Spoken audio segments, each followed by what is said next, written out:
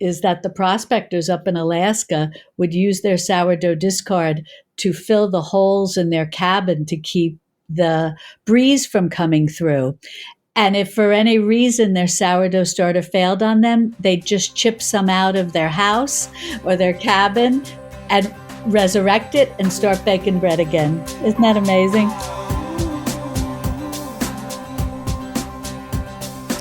Welcome to Zestful Aging Podcast, where I speak with change makers from all over the world, from every walk of life, who will inspire you to live with zest.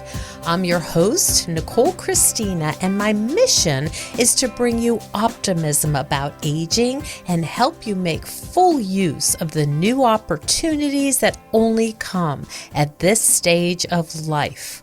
And to find out more about this podcast, hop on over to zestfulaging.com. Well, I have a confession to make.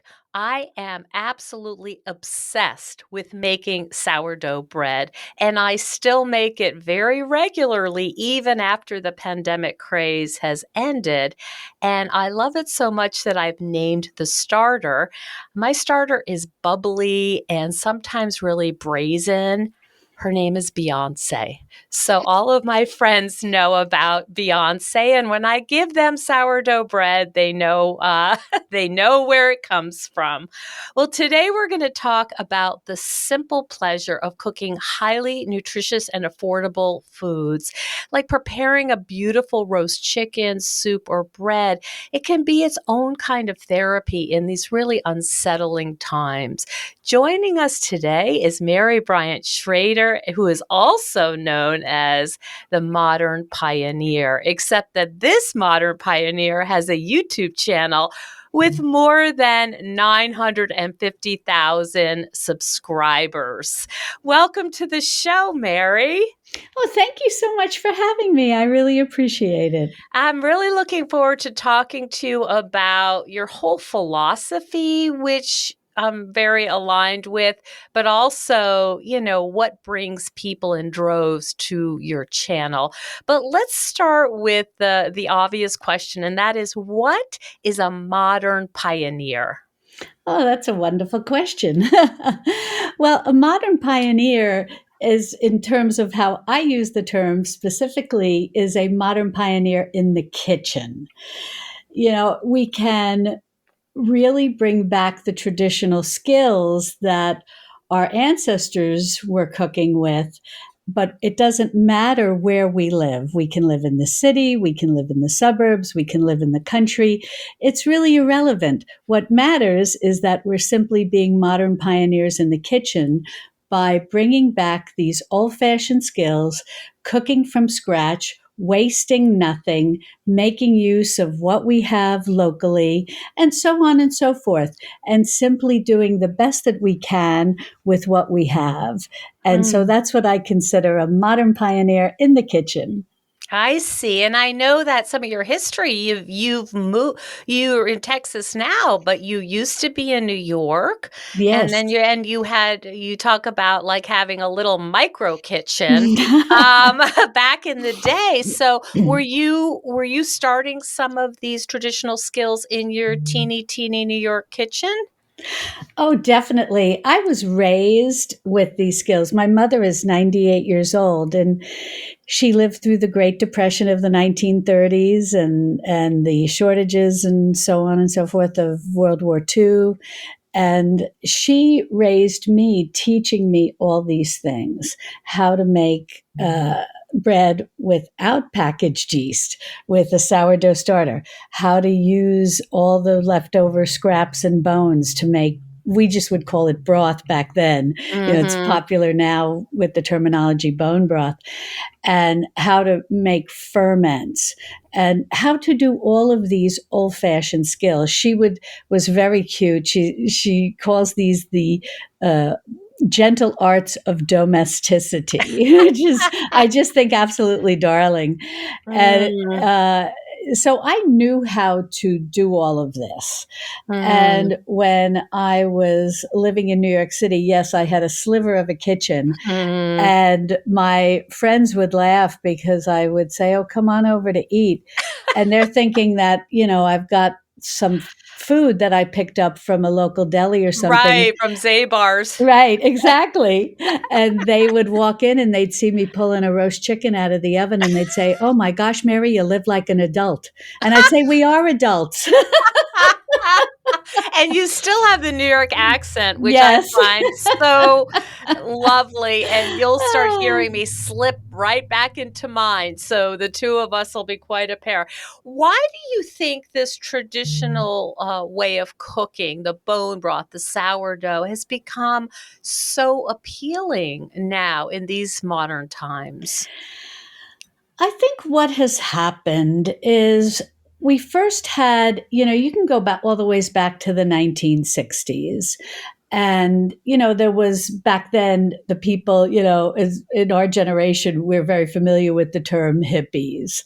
Mhm. And the hippies were really, bringing back uh, whole foods type cooking and experimenting with whole grains and whatnot. And I often joke that my mother is a very refined lady, but down deep in her soul, she was one of those, what they use the terminology, crunchy granola mamas, because she was making all of these foods long before the Oh, it was hippies cool. were making it.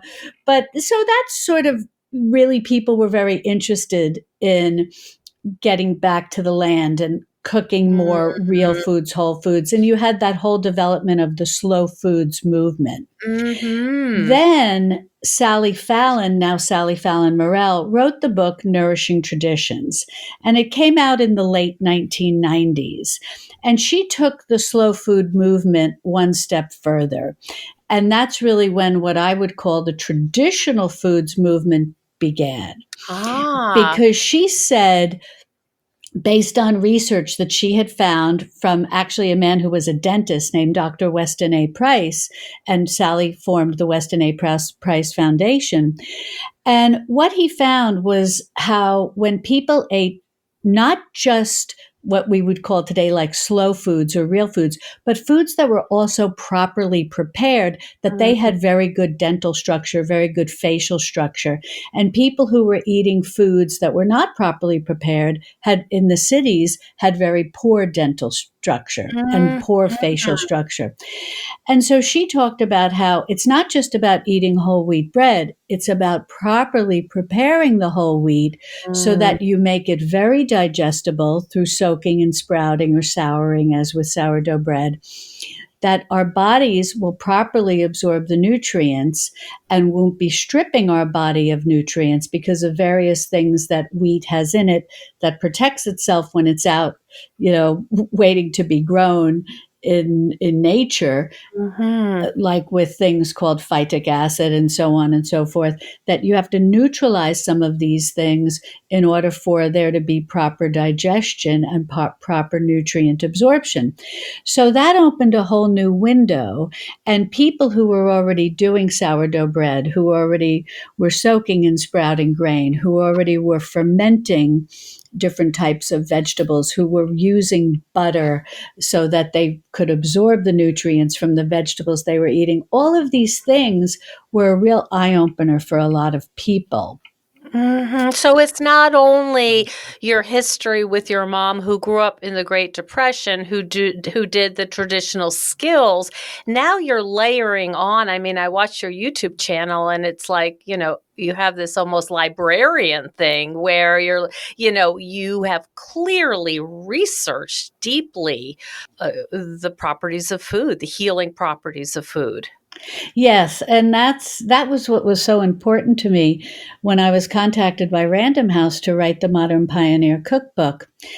I really approached it from the standpoint of going above and beyond what Sally had shared in Nourishing Traditions to really help people understand, why are we doing this? Why are we preparing foods like this? And Mhm. to also take it very slowly, step by step by step.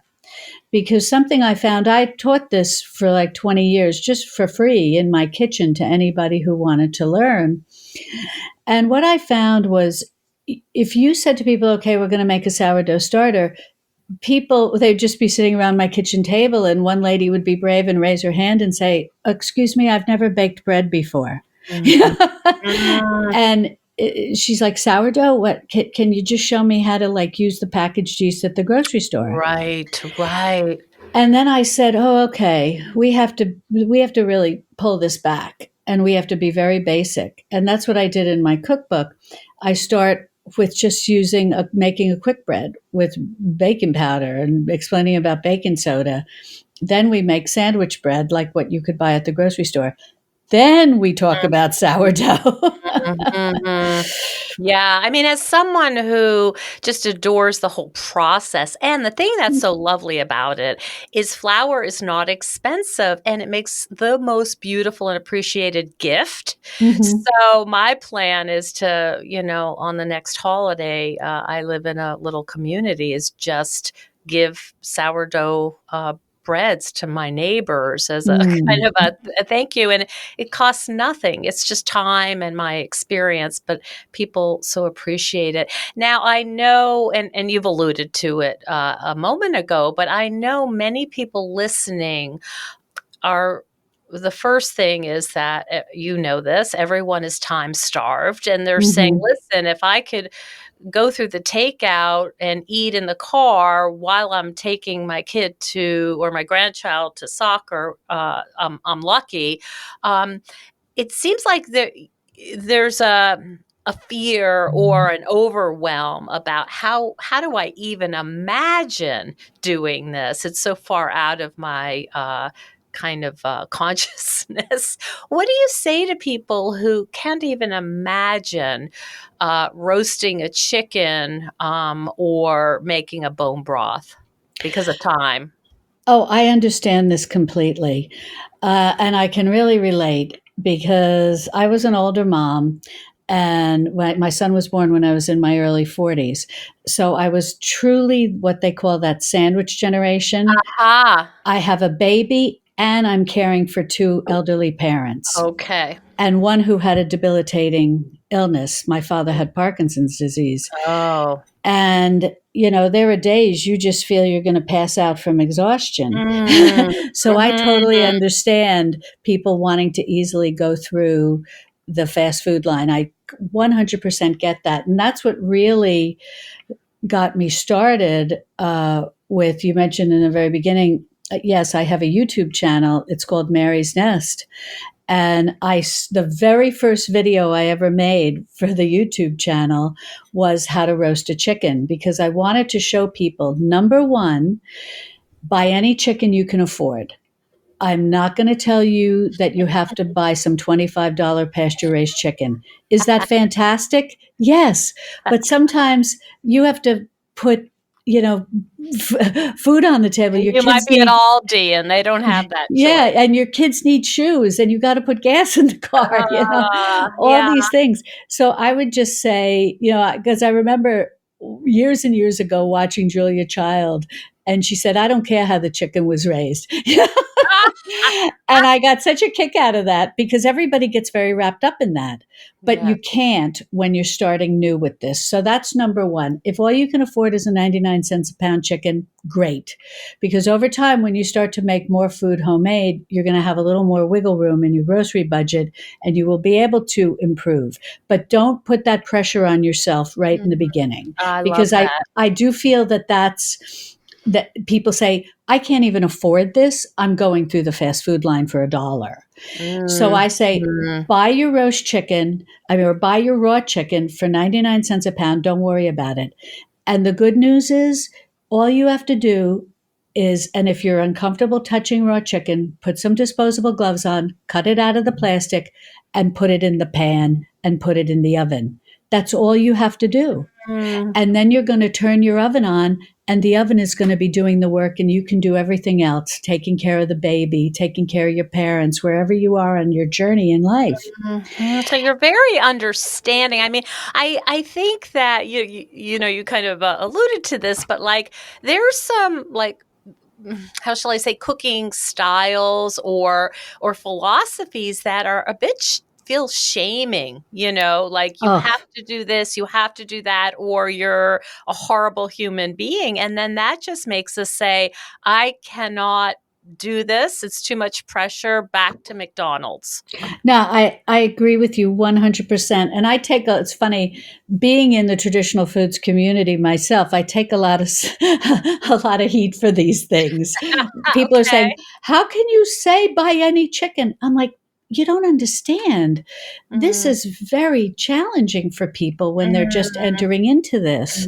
If mhm, all they've ever done is buy a $5 prepared chicken at Costco or just mm, go through the fast food line, just buy that chicken, whatever it costs, however it was raised, don't worry about it. Throw it in the roasting pan with some inexpensive onions, carrots, and potatoes. They're all mm, relatively cheap.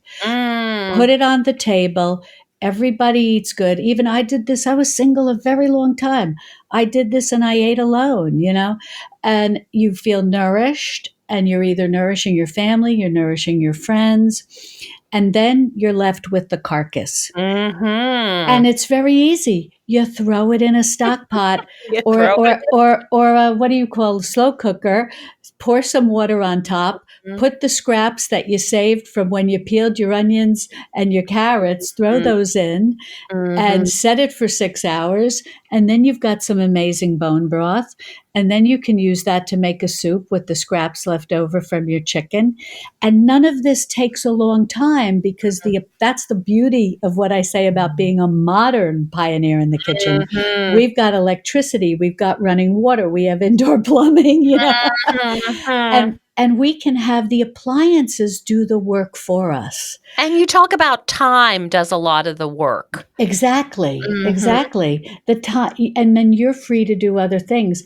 I'm telling you, you will laugh when I tell you this. But God bless my family because they ate so many roast chickens because it was. I could throw it in. I could throw it Oh, and in it the smells in. great. It smells great. I could throw it in the oven. I didn't have to worry about it. And I laugh looking back on how I fed 5 people with roast chicken, chicken soup, chicken, Mhm, being in Texas, chicken tacos. I stretched that mhm, chicken and I kept things within our budget. And I wasn't spending a lot of time in the kitchen because I couldn't. I had a small mhm. child and I had aging parents and a husband. You This know, is so important. I mean, I think it really, your understanding about how people are pressured, it just makes all the difference, I think, in the way you come at this. It's not about you have to eat sourdough because no. because if you get Aldi bread, you're a failure as a human. There's so much compassion I hear in your voice, and people are just desperate to feel understood that there really not enough hours in the day. No, there isn't, and that's why I tell people, don't even worry. I mean, don't even put in your head that you have to be doing sourdough or that you have to be making ferments. Mhm. Just, I always joke that if someday I wrote a memoir, I would title it "Just Start with a Roast Chicken," because And yeah, yeah. that's all people need to do. Just make real food. Mhm. And then if you decide, gee, I'd like to stop buying that sandwich bread at the grocery store, I'm not going to criticize you for Mhm. getting some all purpose flour and some packaged yeast. It's still better than the homemade bread that you make, even if you're not using sourdough, is better than the packaged bread. Because I always laugh when I go grocery shopping with my mother and she would read the ingredients and she'd go, "What the heck is a dough conditioner? Why do we have to condition the dough?" And Yeah, if, there's quite a list, yeah. and corn syrup Oh finds my its way. gosh. Can I just say from a purely magical point of view, I made hundreds of loaves of sourdough.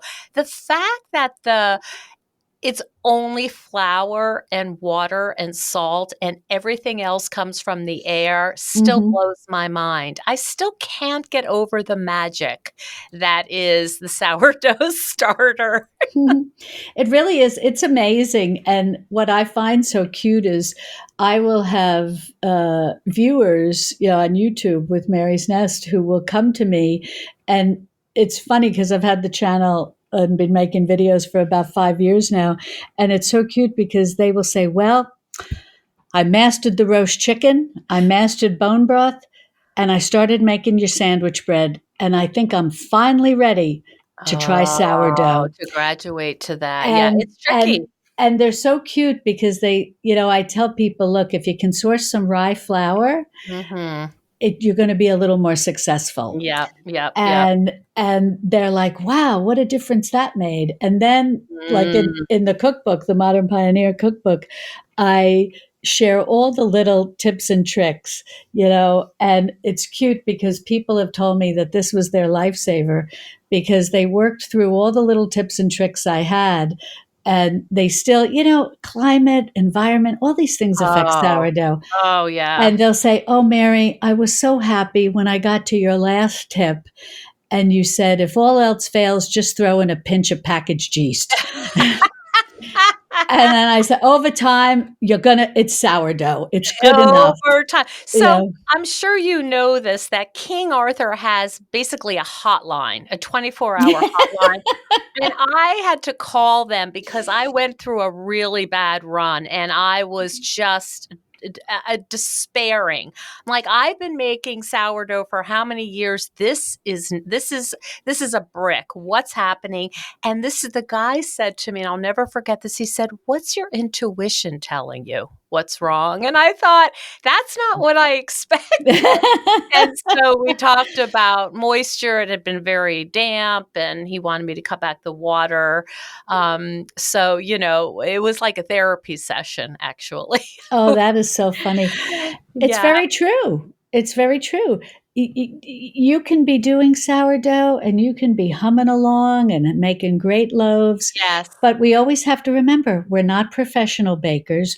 We don't have professional ovens. And Yeah. so we're not able to 100% control the conditions. Yeah. And if you have very dry weather, where like here in Central Texas, we had a summer 100 degrees every day, and Yeah. now we're having rain and it's 80. My sourdough starter reacts to Yes. this. They're like, that's why I named mine, because she has her own little personality. Now the thing, and I've read a lot of different stuff about bread making over the years, and I've been somewhat successful, but the thing that I had to immediately tell my other friends who are making sourdough that you had in your book blew my mind is that the you can save your starter by drying it? Yes, and it's very easy to do. And I tell everybody to do this. Once you get a good starter going and you're Mm. happy with it, Mhm. and it is from your own experience, sometimes your starter can act up and Yeah. sometimes you don't know what's going on with it. And I always tell people, first of all, never throw it out.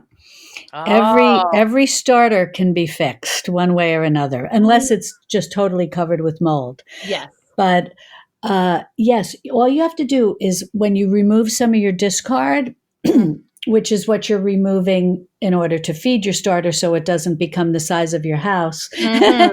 But Mm. when you get some parchment paper, Mhm. spread it out on the parchment paper as thin as you can, Mm. and then you can even just leave it on your counter and let it dry. Or if you live in a more damp environment, Mhm. just pop it into your oven where you don't have the oven on, or maybe you've just got the pilot light or the electric light. And around 24 hours or less, maybe a little more, so many variations, but it will dry to a crisp. And then Mhm. you just break it up, put it in a jar. If you want, you can pulverize it into a powder. I'm lazy. I just break it into Mhm. crisp and Mhm. I put it in a jar and I put it in the back of my pantry. And if something happens, like I've had friends they say, oh my gosh, my husband was getting something out of, they don't use their starter every day. So they're putting it in the refrigerator for a week or whatever. Yes. And they're like, oh, my husband was getting something out of the fridge and he knocked the sourdough out and it broke on the floor. The glass went everywhere. Oh, Thank God you told me to dry some. And then you just resurrect it. And more then, magic. yeah, you More just magic. you put up your crisps or your powder into a bowl, add your water, start feeding, and then you're back in business. So, and you can also freeze it. A little bit of it'll die off in the freezer, but not all of it. So, Mm-hmm. if people are comfortable doing that, they can do that. But Mm-hmm. you always want to make sure you have backup. Back up, back up. Yeah, I mean, that absolutely blew my mind. I was like, this stuff just doesn't. The possibilities of enchantment are endless.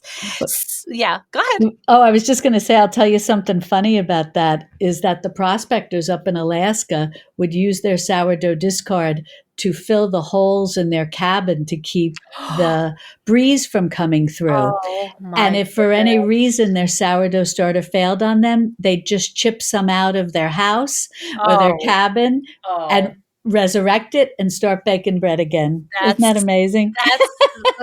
that makes me want to run upstairs and start feeding Beyonce. She needs a little food.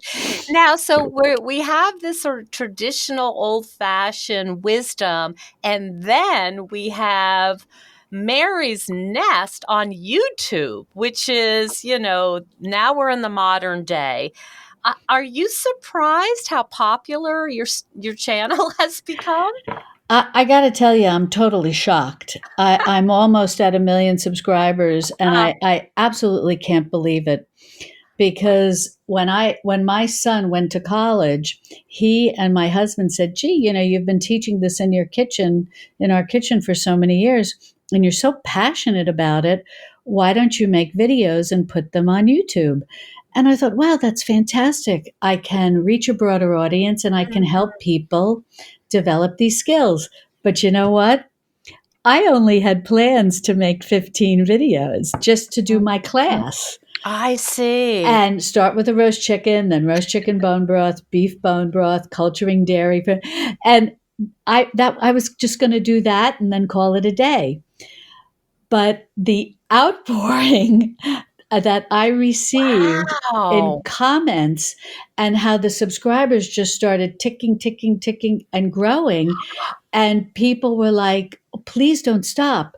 And now I'm over 600 videos into this. Oh my gosh. That is, I was watching your YouTube and I was asking myself the question, why is this special? What is special about it and why do people really love it? And I think it's your style and you've got this whole like loving mommy vibe. Oh, Do people thank you. say that? Like, it's like it feels like we're in your kitchen and you're just teaching us this really cool stuff that you think is cool and you want to share it. And it's just got the most soothing, like, don't worry about anything because today we're going to make a special elixir. Yes. Yes, I get this all the time. People will write and say, "Oh, you're the mother I never had. You're the grandmother I never had. You're the aunt I never had." And I just find it so cute because they're like, "Oh, no one ever taught me how to do this." And something that I find especially adorable is that during the pandemic, so many people were saying to me, "Oh my gosh, I only had like a week's worth of food in my pantry." And so I would always, it's all about the viewer. And they would say, "Can you tell me how to stock a pantry?" So we started doing that. And then people were like, "How do you make, some natural remedies that I can feel better with a cough or a cold?" And we started doing that. And From it the was, 1500s. yeah. yes, right. You're And it like, this just really, recipe's from a monk I from the know. 1500s. And they just would say, "Oh, Mary, I watch other channels and people are so pessimistic. They're either pessimistic and the world is ending, or they're lecturing me that I'm not doing it right. Oh, I And see. I love coming to you because you say, don't worry, everything's going to be all right. Oh. And just do your best. Uh, people, even, I tell the story that I made a rye bread once and like you were just saying, sometimes your sourdough is dense. What are you going to do? And I made a rye bread, and boy, I thought the thing was a rock. Yeah. And my girlfriend comes in the kitchen and she's like, "Ooh, homemade bread." And Yeah. she ate half a loaf. And I said, "How was it?"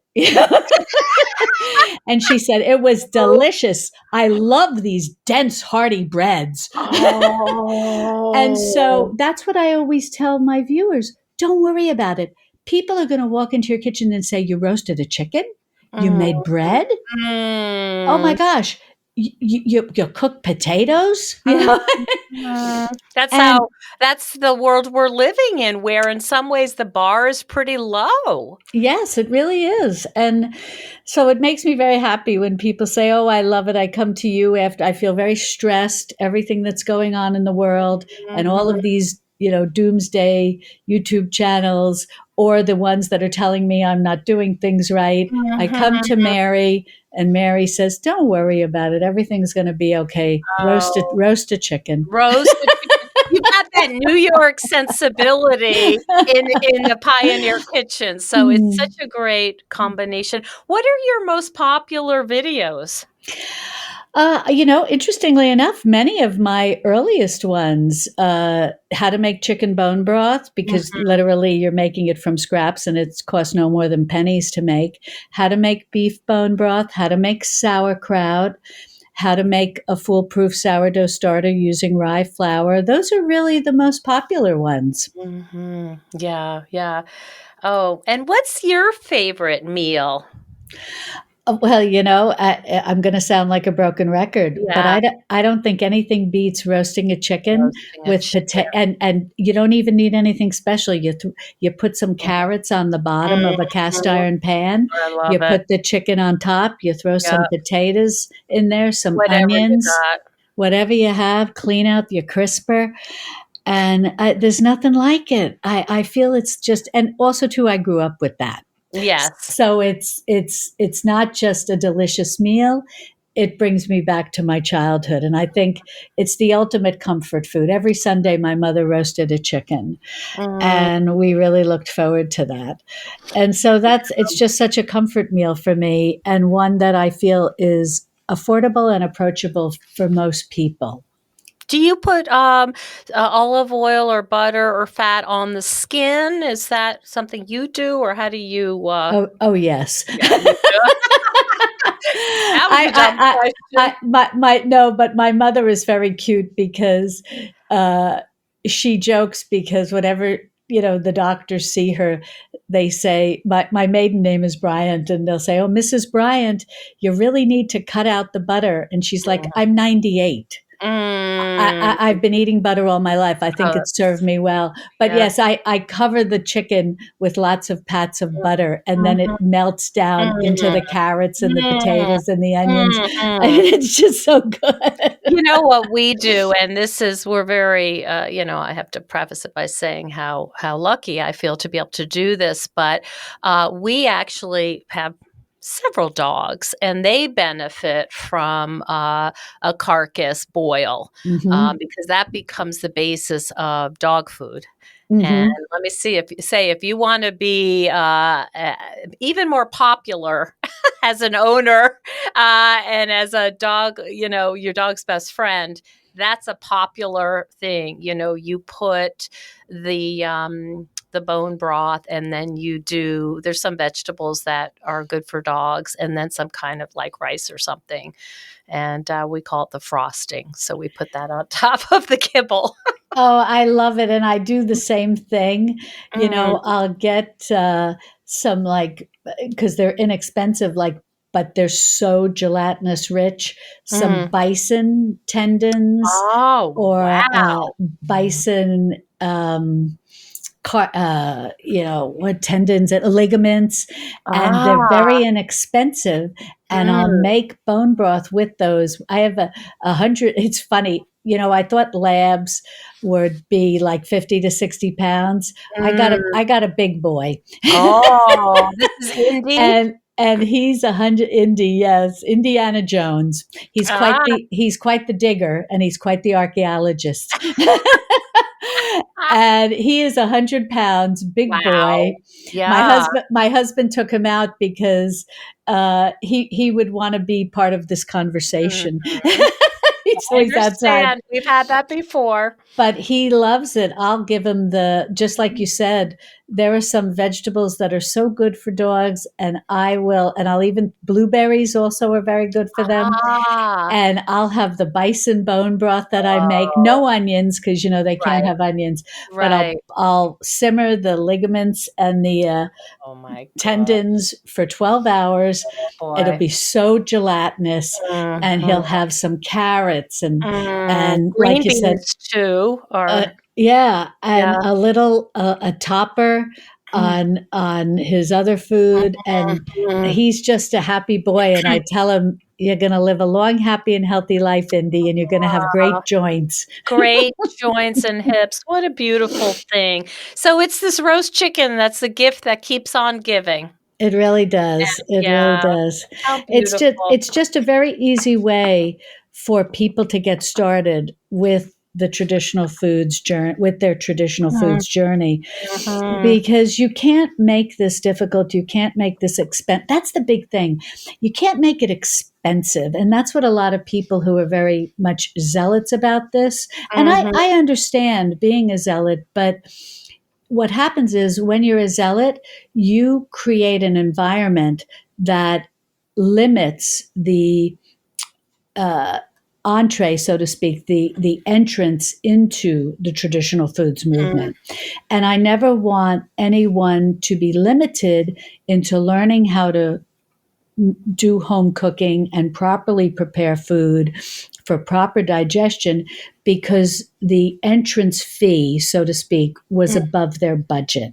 I I see. want to make this accessible to everyone, Mm, no matter what your budget is, no matter what your time frame is. So that's why I always tell people, take this one step at a time. And if you want to do a breakfast, scrambled eggs and butter. mhm, And any mm, egg you can find. mhm. Oatmeal, soak it overnight. You're going to make it a lot more digestible, and it's going to cook up in 10 minutes the next morning. I love it. I None of, love it. you Yeah, know, and some of this is what you're teaching, Mary, but I think so much of it is the way you're teaching it. Oh, thank you. I try to make everything very approachable, very Mhm. accessible. And the thing is, I really learned from my mother. She's such a wonderful, wonderful woman. I My mother has always been loving and kind to everyone, and I think this is why she has such a long life. Uh-huh. And she always taught me, be very patient with people, be very loving and kind to people. And that's really how I tried. I'm not perfect. I can't hold a candle to my mother, but I try to be loving and kind and patient with people and help them on this traditional foods journey. I don't want to be judgmental. I don't want to say you can't buy the grocery store eggs. Mhm. All real food has nutrition. And even if it wasn't perfect, it still has nutrition. And you have to start somewhere, and you have to make this accessible. And you never and we never want to criticize people. They're trying to do their best. Yes, they really are. They really, really are. So you're taking the judgment out, and I'm just gonna say you're doing this with great love. Oh, thank you so much. It really is my goal. So beautiful. Do you have any, last thoughts for, our listeners who are, all over the world and they have different accesses to different some might have, a farm next door, some might be in the big cities. Uh, what would you say about kind of, starting to think about being more, what would we say, with an eye towards the digestibility and the affordability? I think the most important thing is to consider the environment where you live and look at what is available to you. Mm-hmm. If and it's very important that you're always keeping your environment in mind. So if you all you have access to is your local grocery store, that's fine. If you have a farmer's market, that's wonderful. If you have a ranch or a farm near you, fantastic.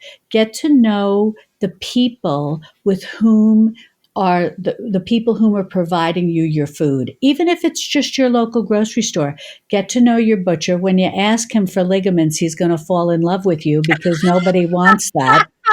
You know, So if you're looking for a date, that's also yeah, a good thing to do. right, Okay, exactly. I see. You know, if you're get to know the fishmonger, get to know the produce fella, and Mhm. then also think of what is local to you, what is growing in your area, and and also too something I talk about in the cookbook is what are the temperatures you're dealing with. You know, vegetable ferments do very well from 68 to 72 degrees Fahrenheit. And you have to excuse me, I don't know off the top of my head what that is for Oh, yeah. Celsius, Okay, that's but fine.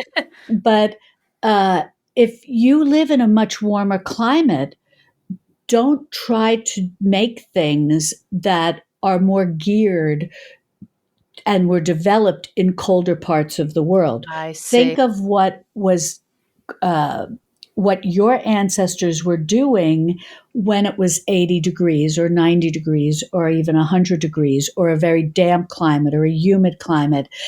You can learn so much by just looking at what your parents or your grandparents or great Mm, grandparents did, mm, depending on how old you are, and then going from there. mm, So if tropical fruits are more common to you, those are probably what's going to be best for your digestion. mm, If you're living in upstate New York, you mhm. probably have apples. If you're living in the Pacific Northwest, you Yeah. probably have apples and cherries and so on and so forth. Mhm.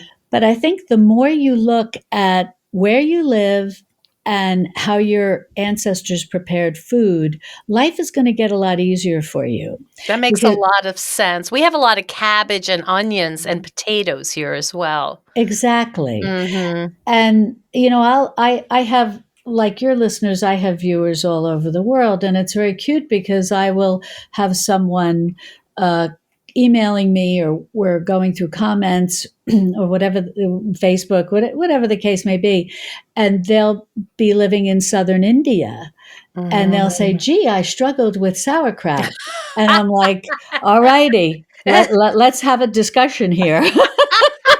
How that is fascinating. I love that. At this point, I would like to do a shout out to my neighbor Alex. We have this beautiful barter system, sourdough for eggs. And I Mm, am so spoiled because when I run out, if I'm baking a lot and I have to go get supermarket eggs, I'm like, why are these so pale and yes. not standing up and gorgeous? So, a shout out to Alex. Your eggs are the best. Thank you so much for that lovely bartering relationship. Where can people find you, Mary? I suspect they can find you a lot of places, but where would you like to send them just to start here? Well, they can watch all of my videos on YouTube at Mary's Nest. It's Okay. just, you just go to YouTube, Yep. type in Mary's Nest, and I'll come right up. And I'm Mary's Nest across all of my social media. Okay. And my cookbook, the Modern Pioneer Cookbook, which is an international bestseller. So I'm maybe not surprised. you're. I was so delighted to receive it. Oh, I I'm was glad. just it's just got this it has the same feel as your YouTube channel, Oh, which I'm is glad. like, "Hey, come check this out. Look at this." It's just Yeah. so gentle and welcoming. I suspect, and maybe I'm not the only one who thinks this, I suspect people watch your YouTube who don't even cook. Oh, not even, yes. is that right? Yes, I have many people who. It's funny. Sometimes they eventually come around, but and try a little something. But I do have many viewers who say, "Oh, you're just so comforting. I just need to. I Oh, put you. You know, a lot of single people, and they put oh, me on their computer, and they eat their dinner, and I'm their dinner companion, and it always oh, warms my wow. heart." But yeah, I have a website, marysnest.com, Mm-hmm. and I have a link in the toolbar that says my cookbook, and you can find Mm-hmm. it at any bookstore or major retailer that sells books, and it's also available online at all the various retailers that sell books online. And I hope that it is as approachable as my YouTube channel. Mm-hmm. I've had many folks who purchased it were very surprised because they were like, Mm-hmm. wow, this is not just another cookbook. This is a Mm-hmm. manual that's going to take me on my traditional foods journey. Yeah, it's just got this friendliness, and it's just such a pleasure. It's so delightful to read, and some of the stuff, I'm not a huge sauerkraut fan, but I'm telling you, the sourdough was such. I love that you're like, look, you don't need to weigh it per gram. We've been doing this for thousands of years. Get your, some people get. As you know, if you don't have a scale and do it to the 100th, it's like you're committing a felony. Yes. They get very they get very triggered. Yeah, it was funny. When sourdough was becoming very popular, during the pandemic, and people were wanting to learn how to make it, my mother and I were just chuckling because we were reading the comments together, and she's like, "Why do so many people ask you about weighing and a scale?" And she's like, "What?" And it was so cute because she Yeah. was really innocent about it. She's like, "What are they weighing?" And I was like, "Oh, Mom, they get very worried. They want to Yeah. weigh the flour and weigh the water." Yeah. She's like, "Oh my goodness, I never had a scale." That's so funny. And you're like, the mother, it should be like pancake batter. Leave Yeah. it at that. Yeah. Yeah. That really took the pressure off. Yeah, we Oh. we just had a lot of laughs about that. She Oh, she's I and bet. she gets a big kick out of it. She's like, "Wow, people get very stressed and they want things very exact." She said, "I can't Yes. imagine." She said, had a baby on my hip and I was Mm. stirring with one hand, throwing flour in another, and I wasn't even paying attention to what I was doing." Wow. We Oh, all need that comfort. Mary, it has been such a delight to speak with you. Thank you so much for spending time with me today and sharing your love with our audience. We are all so craving comfort, and I can't recommend highly enough the cookbook, the YouTube channel, bring a little bit of comfort into our lives.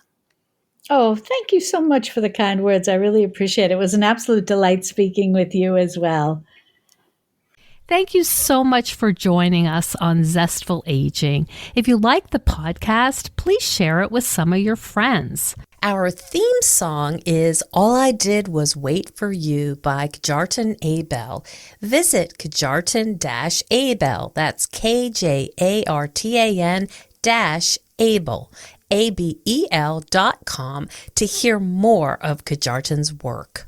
And our technical director is Stephen Litweiler. Hello, Zesties. Well, many of you know that I've been a psychotherapist for more than 30 years, and I'm an expert in healthy aging. But what you might not know is that I'm also a midlife coach, and I help women like you clarify and design the life you want to live in your second half. A life that's vibrant and feels uniquely like you. Maybe you've spent your entire life caring for others in one way or another, and you're a bit stuck with how to move forward in this new phase of your life. Or maybe you're considering a career change or other big life transition. Or maybe you're in the middle of a life change you didn't see coming. You may be asking yourself questions like, who am I now? And how do I build a new kind of life for myself? Or how do I make the most of the time I have left? This stage in our lives is the perfect time to pause, recalibrate, and reassess where our life is heading and ask ourselves what deserves our precious time. Now is the time to focus on what brings you joy and a sense of deep, calm contentment. I love helping women discover who they are in addition to being caregivers. After our sessions, you will have a clear plan for making your life more vibrant and deeply satisfying. You will feel a sense of control because you will be making choices that are perfect for you. And you will feel more confident because you will have an individualized blueprint to follow. And because you're a Zestful Aging podcast listener, I'm offering a special package deal. Contact me at zestfulaging.com right through my contact link. Time is truly precious, and there's no time to waste.